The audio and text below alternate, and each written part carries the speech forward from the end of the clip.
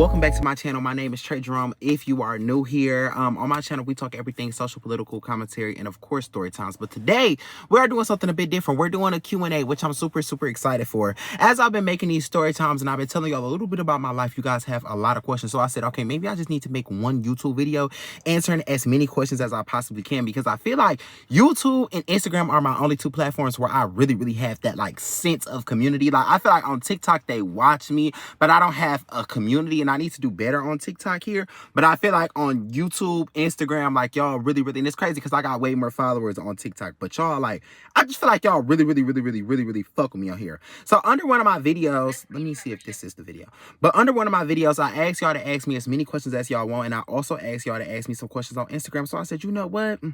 I'm not even gonna beat around the bush. I'm not even about to play with y'all. Let's just go ahead and get straight to the motherfucking point. So somebody says, how do you have so many story times? And how are you so good at story times? Because I be overly invested. I have no motherfucking idea, y'all. So when I was a little boy, what's crazy is I had a cousin named Dashane. And growing up, she literally would be like, just tell me story time. So I guess I did know I was good at it, but I didn't think it was something that like, I don't know, like y'all just did it. So my homeboy Bella, his Instagram is BELLAMIUW. He's from Philly. Shout out to him. Y'all probably know him. Y'all compare me to him all the time. But he did a story time talking about how his mama did not give a fuck growing up. And I just saw that shit one day and I ran with it. I was like, cause his story time was like, I was like, I could relate to it. So I'm like, and my mom, bitch, like me, my mama, Tansy, Lulu, don't give one fuck and didn't give a fuck. Like, all my story times is 100% truth, or they're coming from a place of truth. So I'm like, y'all don't even know the half how I was growing up with that lady. So I just got on here. I was like, let me tell y'all about my life, because my life has always been crazy. So somebody said, how is Andrew and his mom now? You only mentioned Tyler from one episode. Andrew is doing very much so well. I don't really necessarily talk to him, this, then, the third. Like, his mom actually recently contacted me off of my TikTok, and she was just like, she was so proud of me. Like, she was like, she always knew this, then, the third. And when I get messages like that, it be so, I don't know how to explain it. Like, I'd be grateful for it, but I think a lot of people think see followers and equate that to dollars. If that makes sense. Like, I don't know why people see you get a following and they feel like you rich or something like that. And it's like I'm still like on a come up, but you know, I was still so good shit like that. Somebody said, would you rekindle any friendship from the story times? No. I am a person where I'd have been through so much in my life. A bitch got one time to play in my face. Okay? I don't even play like that on my kids. Like, I've been doing this a long time. All of that fighting and crazy shit that I used to do, I don't do that shit no more. And I feel like a lot of people also, too, the way people are introduced to you is the way they will forever perceive you. And for me, that's just not the case. You know what I'm saying? Like, I'm not that person. I don't do shit like that no more. I don't even argue with bitches. For real. I let bitches have it. I try to take the high route. Unless I feel like going there with a bitch or a nigga, whoever the case may be. But I ain't really about to argue with these hoes for real. Somebody said, how do you meet all these people? And did you have a favorite DL? So, one, how did you meet all these people? I met all of these people. Well, what y'all gotta understand is I grew up in a fast life. So I grew up in the streets. How do I answer this? A lot of people in my family was always in the streets. I grew up around a lot of drug dealers, a lot of doughboys, a lot of scammers, you know, so I grew up in that lifestyle, and I was outside at a very young age. And I tell people all the time, like, it's a lot of y'all not gonna be able to relate to these story times because y'all not from Detroit. And I'm not saying that because, you know, people like to big up their city. I'm not even coming from that standpoint with it. What I'm coming from a standpoint where I'm trying to let y'all know that Detroit is a fast, crazy ass city. Like, it's an amazing city. I love Detroit through and through, but shit happens in Detroit. People get killed, people die, people get robbed, set up bitches. Like, this is normal. Like, everybody in Detroit got a story time like mine. You know what I'm saying? It's just a thing, especially if you was outside. Now, somebody said, did you ever have a favorite DL? One, I never, like, DLs have never been my thing. Like, I've never really fucked with it. I never fucked with the concept of a man being able to really, really be in your face, you know, being in your face, sleeping in your bed, out of woo-woo, hunching on you and treating you like the side bitch. Cause if you fucking with a DL, you ain't shit but a side bitch. I don't think a lot of gay niggas understand that. Them niggas be dealing with DLs. The DLs don't do shit for them. The DL ain't bought them shit. The DL ain't took them out. The DL ain't even gave them a pot to piss in or a window to throw that motherfucker out. You get what I'm trying to say? So I've never really been a big DL person. If I ever dealt with a DL or some shit like that, it was always on some very much so like, okay, you know, we just doing what we doing, you know, this, that, and the third. And that's it. It ain't never been no, you know what I'm saying? I don't really get down like that. Somebody said, have you ever thought of working in fashion some way, because you definitely be putting it on and have great style? Oh, thank you so much. You have such an experienced childhood and learned a lot so early. Do you ever want to work with kids? Okay, I really love this question. So I should do a little story time about how I got my name. So growing up in Detroit, everybody knew me as Fred. Like, my real name is Frederick. So growing up, I was always known as Fred. But I had a boutique called Trey Jerome. And it really just came from a place of, in my household, my parents would call me Trey because I'm the third when I does Trey. And my middle name is Jerome. So one day I was coming up with this name, Trey Jerome, and I started a boutique with that name. But to get, when you first start a business, I think a lot of people sell y'all this fantasy. And they be like, oh, you know, like, oh, you start making all these sales, and it really is not like that. So to make money on the side, I will host parties, because one thing about me, I always hated working a goddamn job. So I will host these motherfucking parties, and I got like a lot of story times when it comes to these motherfucking parties, y'all. But I end up hosting this big ass motherfucking party. This is when I would just say, because before I was like social media known, I was known like, I won't say known in the city, but a lot of people like will know me in like certain parts of the city. You know, Detroit's small, put it like that.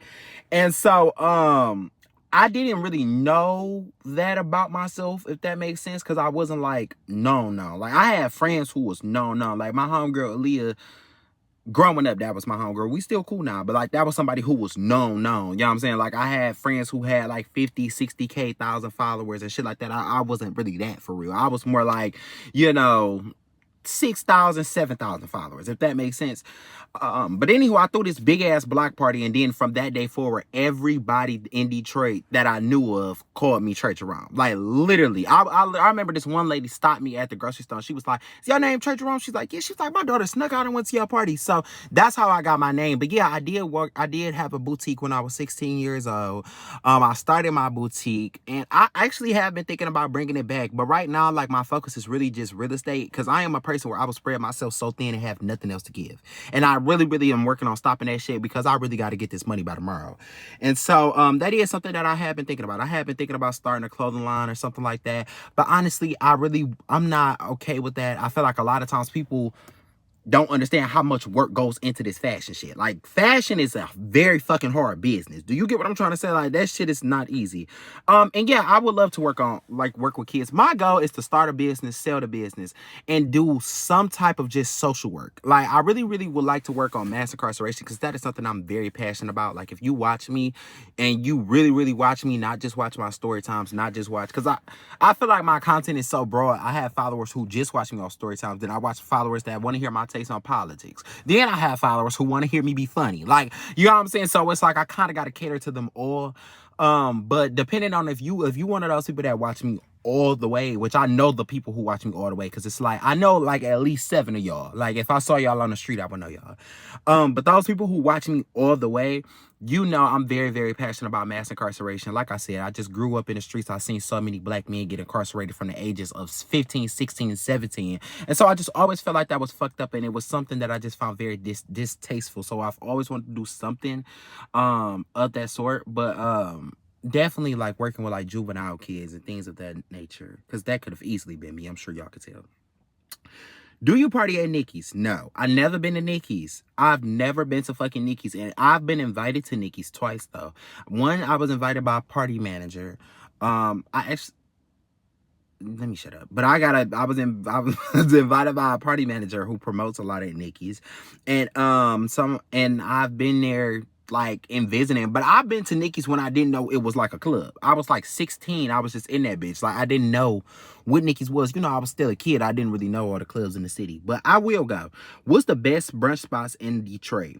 The best brunch spot in Detroit, I can't even, you know what? I can't even give you too many. I really can't. I can only give you Avenue Brunch House in Dearborn. Like, that's a good brunch spot. I would say if you really want to go to one, that's a good one. What was the unforgettable experience you have ever been through? I've been through shit way deeper than this, but one moment I know for a fact I'll never forget is growing up, me and my homegirl Ania, we got this homeboy named TJ. TJ, everybody in the city, TJ is one of those people, again, don't got a bunch of followers, but a lot of fucking people know TJ. Like, if you from Detroit, then you already know Detroit is one of those cities where motherfucker, like, you would have 400 followers, but the whole city know who the fuck you are. TJ is one of those people, if that makes sense. Anywho, like I said, this was the same summer I threw my this was the next summer after I threw my motherfucking block party. Bitch, I'll never forget. Pull up to the motherfucking block. PJ, we get there. TJ, we get up, we pull up to the motherfucking party. I had this bitch with me. Pull up, out of woo park, get out, we speak to everybody. What up, dog? What up, dog? Out of woo. I remember literally walking up to TJ, what up, dog? What up, dog? You know, keep it pushing. Bow, bow, bow, bow. And that was the most intense shootout I done seen for real, because they were literally like, okay, this is me. Okay? I'm this window. Okay? This is the shooter. Like, he literally was standing in front of me, and I got all these girls with me, so I'm trying to tell them to get behind me, this, that, and the third, but they keep screaming. I'm like, shut the fuck up. And I had this girl I was cool with. At the time, I used to call her my little sister. We ain't cool no more, but I'm literally holding her. I'm like, shut the fuck up. Like, I'm telling her in her ear, shut up. Like, this bitch not listening. So that is a moment I never forget, and it's also kind of traumatic because I feel like with me, I've done so much for bitches that they have never done for me, and bitches who really like turned on me. But I mean, shit, fuck them bitches now. Do you regret moving away from your family? I live with my family now again. But no, I didn't regret moving away from my family. That shit made me very much so stronger. Very much so stronger. I tell people that all the time. Like, for me, I tell people all the time, like, everybody in life come with bullshit. The question is can I handle your bullshit? You get what I'm trying to say? So when I moved away from my family, it was one of those things where I just really came to the conclusion that I cannot handle they bullshit. You know what I'm saying? And my mama come with bullshit, my daddy come with bullshit, I come with bullshit, and I just feel like I moved at a time where our bullshit was not meshing. You get what I'm saying? And I feel like when I moved away, I made a lot of mistakes. I bumped my motherfucking head over and over again, as anybody does when they move away for the first time, especially to a new state. But it definitely grew me in ways, and it definitely taught me, like, okay, I'm like, I will say this. Before I left, I always knew it was something about me that I feel was special. I feel like God had blessed me with this amazing personality. Atlanta, the city of Atlanta and the people of Atlanta, I will say this, made me realize that. If that makes sense. Like, I love Detroit through and through, but Detroit, we can be very standoffish, and we can be very, like, to ourselves for obvious reasons, right? In Atlanta, the people aren't like that. The people are very much so welcoming. They're very much so, like, hey, how are you? You know what I'm saying? Like, do you need help with something? Out of whoop, whoop. Like, when I first moved to Atlanta, I used to be telling my homegirls, like, I think they trying to set me up out here. These motherfuckers too nice. Like, I remember, like, one time I was walking, like, I was coming back from the car with, like, my groceries or whatever the case may be, and people, and, like, this man was genuinely like, you need some help? Like, because I had, like, all these groceries in my hand. He was like, you need some help? I'm like, no, I'm cool. But I'm like, what the fuck is he doing? But that's just kind of how they are down south in Atlanta as a whole. And what I will say, too, about Atlanta is Atlanta is the reason why I start doing TikTok. A lot of people don't understand that. Like, I used to work at this job in called Planned Parenthood. Y'all know Planned Parenthood, but I was a canvasser for Planned Parenthood. And I literally was, like, standing outside, like, I would be on the belt line, connecting with people, out of woo woo, just chopping it up with them, like, hey, you know, how y'all doing? Out of woo woo, blase. And when I would be doing that, y'all, literally every person I would stop, every person I would pitch, they would be like, you are so funny, you need to get on TikTok. Like, you are hilarious, you need to get on TikTok. And I just would be like, damn, like, every person. And it took me literally, because I was in Atlanta for over a year, it took me like my last 3 months in Atlanta to get on TikTok. That and when I got on TikTok, literally it just went up. Like, I won't say it happened overnight. It was definitely a gradual process, but once I start learning what to say, how to get people attention, this shit just went up. So I definitely don't regret. I feel like if I didn't regret, I wouldn't have the platform that I have now and what I'm building now, you know? So it's that. Where do you be finding these friends, and why are there so many of them? Again, just growing up in a fast life. I tell people all the time, I feel like I was kind of introduced to that lifestyle, kind of, I hate to say this, but like by my mama. Like, no shade to Tangy, but I just feel like growing up with her, we was just outside with each other very young. And I think all the times, another thing that we do in society too is, if a parent did not have a child when she was a teenager, right? If a mom did not have a child when she was a teenager, we try to act like when she had them wasn't young. My mama had me when she was 24. I am 22 years old. I cannot imagine. I'm about to be 23 this year. I cannot imagine walking around with a motherfucking baby right now. In no way, shape, or form.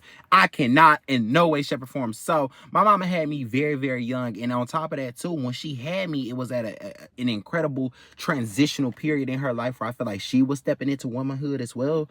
Saying all of that to say, I feel like we grew up together. You know what I'm saying? Like, me and my mama have legit been in fist fights with bitches together. We have did a lot of shit together, and we made it out with each other. Like, when our house got raided, it was just me and her. When my daddy did his first bid, we had to figure that shit out together, just me and her. And so that took a lot of sacrifices, and I just feel like I grew up fast because I had to, but also too because I had like kind of young parents. I have friends who had parents, like, who parents had them when they were like 30, and it's a major difference in like how they grew up. And even my baby brother, my mama had him when she was like 30 years old. It's a major difference between me and my baby brother. My baby brother ain't go through the shit that I went through. All of the story times I can tell you, he can't tell you. So that just goes to show, like, I just feel like just growing up in a fast life, that's how I find these friends. But would you rekindle? Oh, somebody already asked me that. No. What would you say was the most scared situation you was in? Okay, what would you say is the most scared you was in a situation your friend got you in? The most scared situation your friend got me in. Probably one of the times the car got shot up. Because I tell people, when a car gets shot up, like, when a car, if you ain't never been in a car that got shot up, you don't understand. Like, bitch, we already driving, which I think people don't understand, that driving is already risky. Like, that's the thing. And especially when you driving with a motherfucker who kind of knew to driving, because a lot of this shit happened when I was young. I was 15, 16. Like, we just starting to get cars. We just getting our license, you know? So we driving, bitch, you swerving lane to lane. So it's like 9 times out of 10, we gonna die. I don't know how to come from this. But when the car got shut up, one of my homegirls' car got shut up right there on, I think, Joy Road and Evergreen. And that was crazy, because I think her little sister got shot that day. I think I did a story time about that. Her little sister got shot that day too. It was crazy. So that whole situation, like, that's crazy. I will say also, yeah, that's probably the craziest one. When is your birthday, and how do you feel about everyone in your story times now? My birthday is December 27, 2003. I was born in Detroit, the United States, of Detroit, Michigan, and I was born in Hustle. I feel like if you was not born in Hustle, you're not from Detroit. Everybody know that. The whole hood know that. So, I don't feel no way. I tell people all the time, but I'm a person where I will forgive, but I don't forget. So just because I forgave the bullshit that you did, that don't mean that I'm gonna, rekindle anything. Fuck all y'all bitches. Eat a bowl of dicks. Do you still travel to ATL? Yes. This name tag looks so familiar. Yes, I still travel to ATL a lot. I'm actually supposed to be going back down there to go look at some apartments. I don't know if I want to move back to Atlanta, or do I want to go to Houston. I just don't fucking know. But I do know I do want to move soon. Like, like, out of my parents' house. I might stay in Detroit, because honestly, I'm not gonna lie, the love I've been getting in Detroit really, really means so much to me. Like, honestly, I was just downtown. I was coming out of Lululemon, and I don't know why I get stopped a lot in Lululemon, but I got stopped by this girl. She was like, "I love your TikTok," and like, a lot of guys. This is another thing that baffles me too. Hold on. People don't believe me when I say this. I get stopped a lot by men, like grown ass men, like men that look like they do not watch my shit at all. I do. Like, I was at the gym, y'all, and this 6 foot, like, fucking, it's got to be like 6'8", 6'9", 6 foot fucking 10 biker guy walks up to me, like, with all these piercings. He's like, "Are you a charger, Trey?" And I'm like, "Yeah." He like, "Man, I love your content." I said, "What the fuck?" Like, you just never know who watching you. But yeah, like, Detroit really, really, like, loves me. So yeah, how was your first time with the guy? And do you still like women? Because I know you have been with them before. Yes, I still like women. My first time with the guy. My first time with a guy was cool. I'm not gonna lie, like, it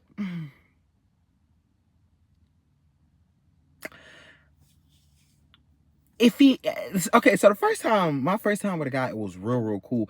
I stopped talking to him because I found out all his jewelry was fake. So that was like, that's why I'm like, ugh, like thinking about it now. But he was a very nice guy. Yeah, he was cool. And and he was like, and they said, what do you want to become? Like, what's the goal for yourself? What's the amount of money you want to make just to be comfortable? I feel like for me personally, my end goal is to get in real estate development, but the current goal is really to build a company that I can sell. Like that is the goal. Like I want to sell a company for like over $100 million. Like that is my end goal. That is my goal. And I really want to find a way to document that and share that. Or whatever the case may be. But honestly, I feel like myself and my goal and my overall goal for my brand is to become a business mogul. Like I look at Kamora Lee, Issa Rae, Kamora Lee, Issa Rae, like Kevin Hart, people like that who kind of have that stake in entertainment while also having that business mogul status. Those are the people that I really look up to, and especially Kamora Lee. Like Kamora Lee is the one. Like Emma Grade is another example of like something that I'm going for. Russell Simmons minus the sexual assault allegations and whatnot. But like that is what I'm going for. I really want to build me a very successful business that I could sell for like anywhere from $100 to $450 million. Like that's the goal that I'm really going for.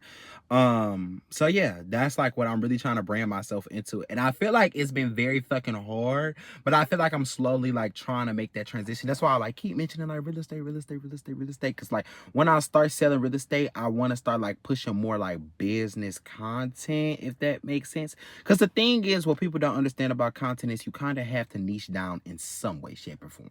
And I feel like right now I'm too broad, and I've been too broad for so long, and I'm noticing like my traction is starting to slow down a bit. You know what I'm saying? And I'm starting to see that, and that is because a lot of people aren't coming to my page for a specific reason, you know? And that's the issue, you know, that I'm having. So I'm trying to like build my goal.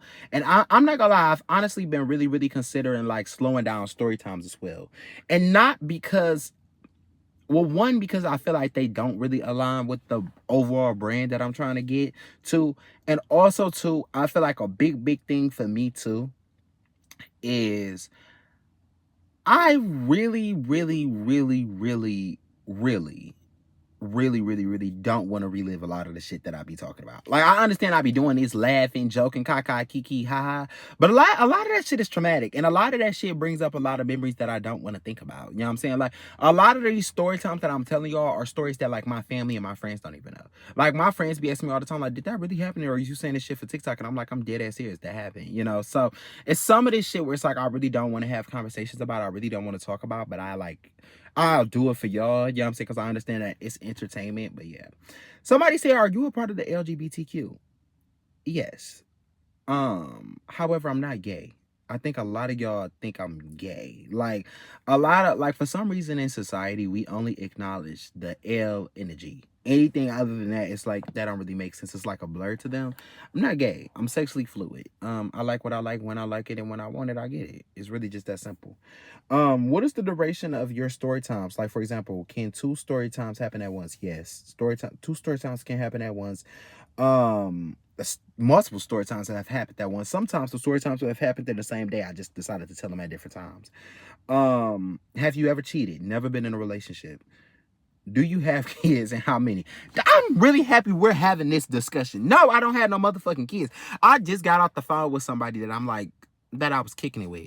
And while I'm on the phone with her, she like, do you got kids? Cause you always like, all my kids out of whoop whoop. And I'm like, no, I'm playing. Like, I don't have no kids. Y'all, let me tell you something.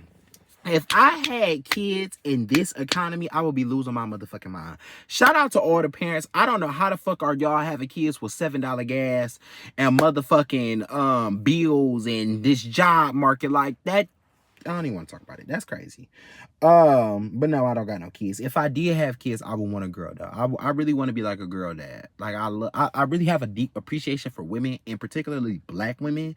And so that's a goal. Another life goal of mine is I really want to like adopt a child one day. Has anybody from your past story times reached out to you? Yes. Yes.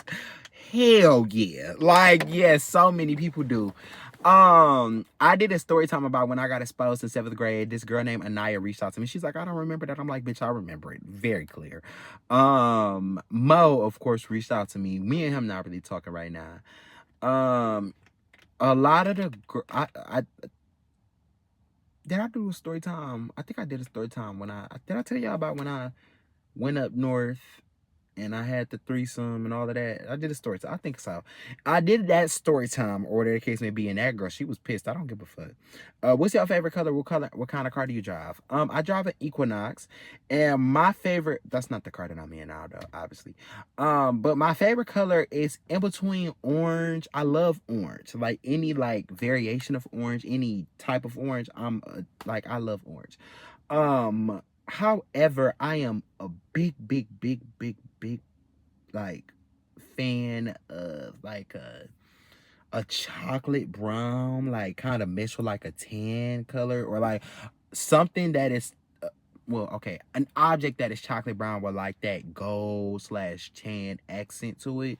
That's very attractive to me. I don't know why. So that is what I like. That is what I'm for. Okay. Are you living in Atlanta or are you still living in Detroit? Which one do you like better and why? I'm from Detroit, so it's Detroit versus anybody, any day, anytime. But realistically, though, I do feel like Detroit and Atlanta have so many similarities, but so many differences. And when I first moved to Atlanta, I kid you not, so many people was trying to downplay it. They was like, oh, Atlanta is the same thing as Detroit, out of woo woo, and it's not. In no way, shape, or form. I tell people that all the time.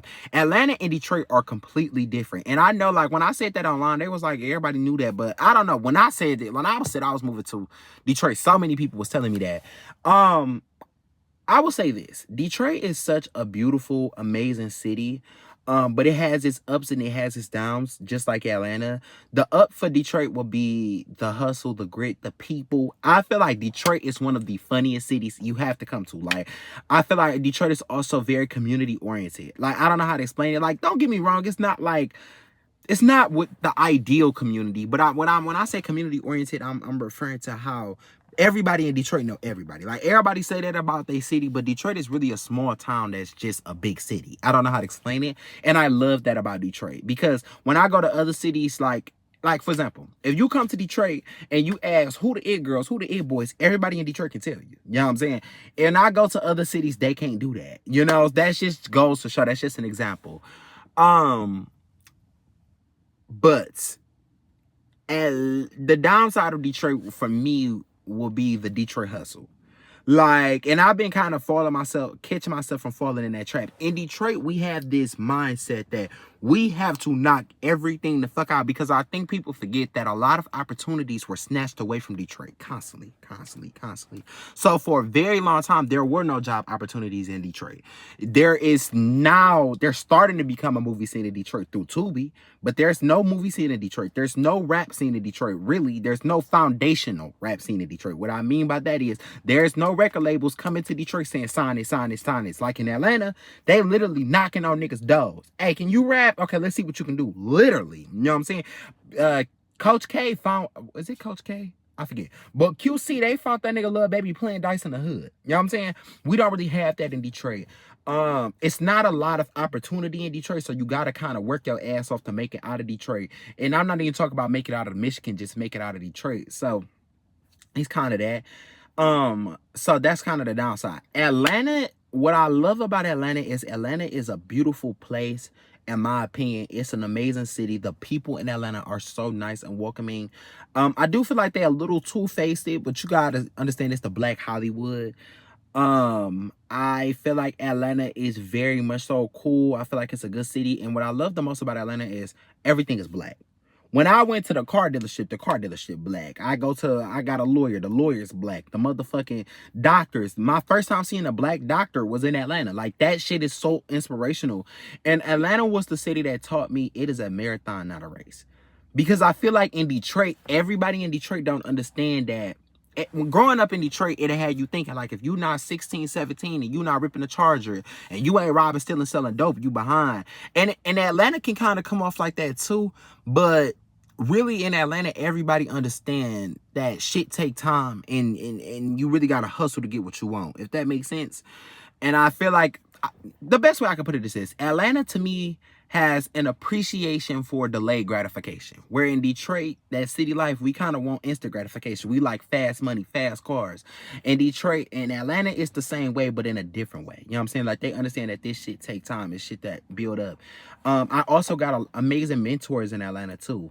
The downside of Atlanta is kind of like the fakeness. Like, a lot of fucking people in Atlanta are fake as hell. Like, I don't know how to explain it. Like, and they overdo it. They're incredibly dramatic and incredibly animated.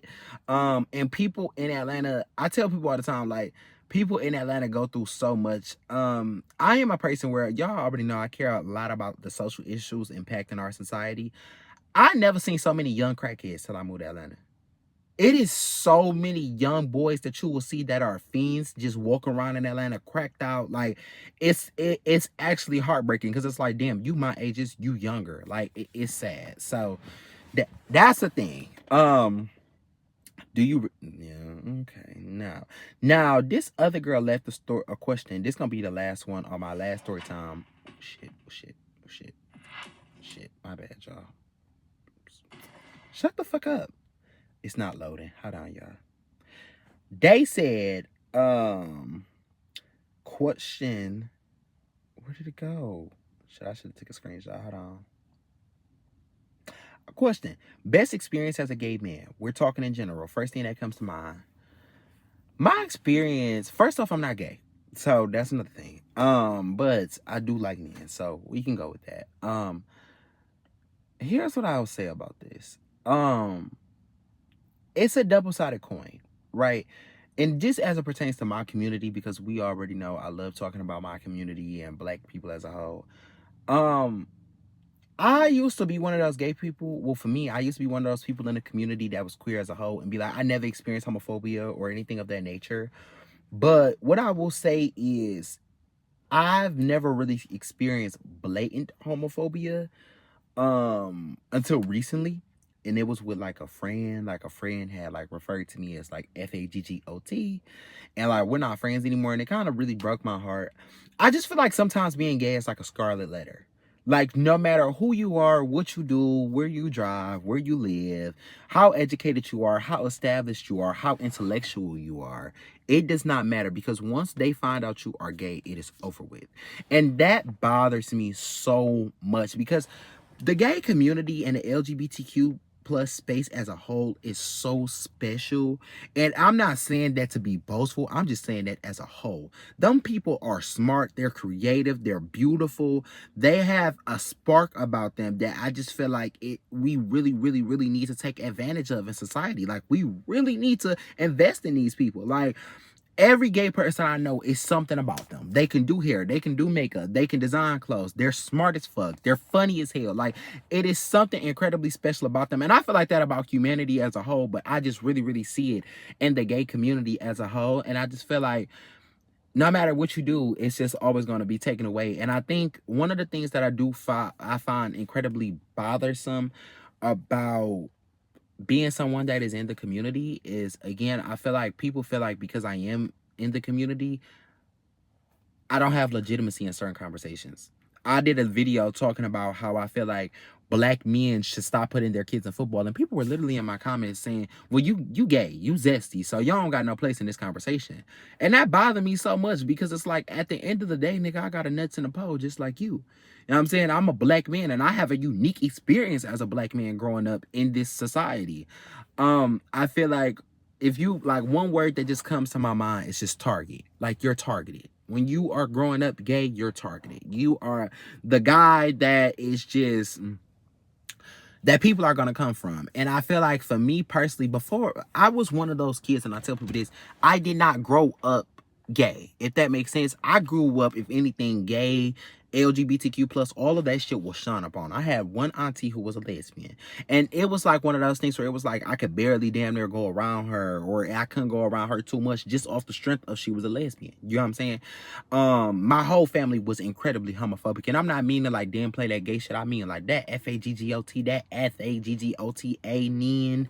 You know what I'm saying? Like, I grew up around that, so gay was just the last thing on my mind growing up, but I've always been myself. Like people always look at me and they like, you so flamboyant, you so sassy. I don't know if I could ever deal, I don't know how a woman could deal with you, but I've always been this way.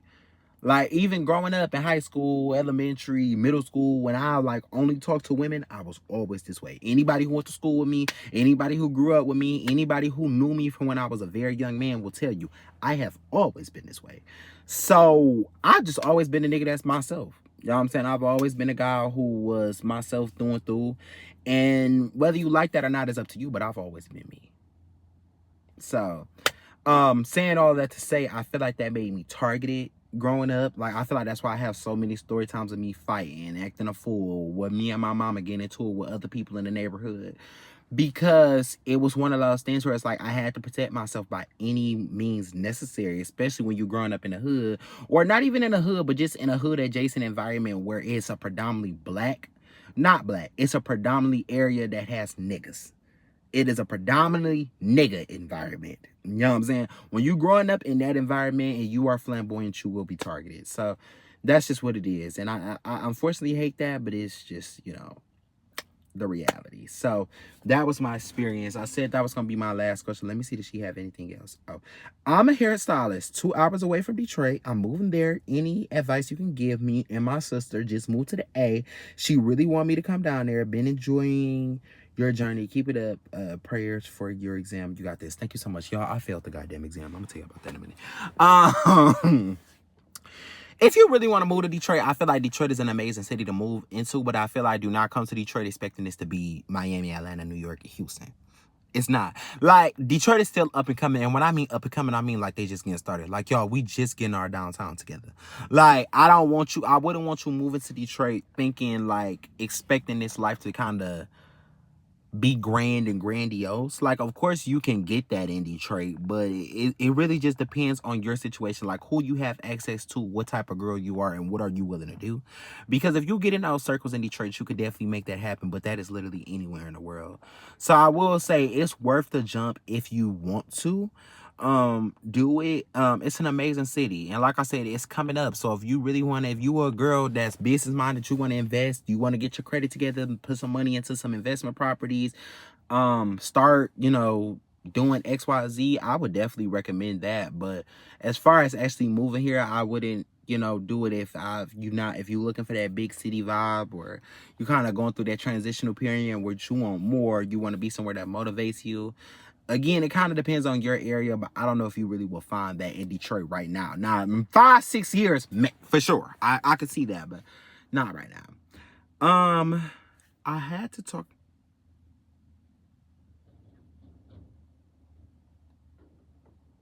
That's my daddy. I had to talk to y'all real quick about something for the ones who really stay towards the end of this video, because y'all are the real ones. I am going to be slowing down on story times a bit. Okay, I'm not gonna stop them 110%. I still may do them every once in a while, but they're not gonna be a thing, right? If you notice, the title to this video is the Trey Jerome Show. I want to just do like a weekly episode where I'm just talking to y'all about stuff that's going on. I don't want to say stepping into like a podcast field, because I actually do plan on starting a podcast soon, but I kind of just want to have kind of like a me and you one-on-one conversation vibe. So this is Trey Jerome episode 001. I hope you guys really, really enjoyed it. On Mondays you will be getting this episode for sure. And I just want y'all to know that. So with that being said, I really, really appreciate it. I really, really appreciate all the support and anybody who got me here this far. We have so much work to do, and I'm incredibly appreciative for everything that you have done.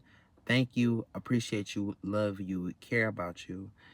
And let me know if you guys need anything and have any more questions. I might do a part 2, because y'all asked me a lot of questions that I didn't get to. Thank you. Toodles, bitch.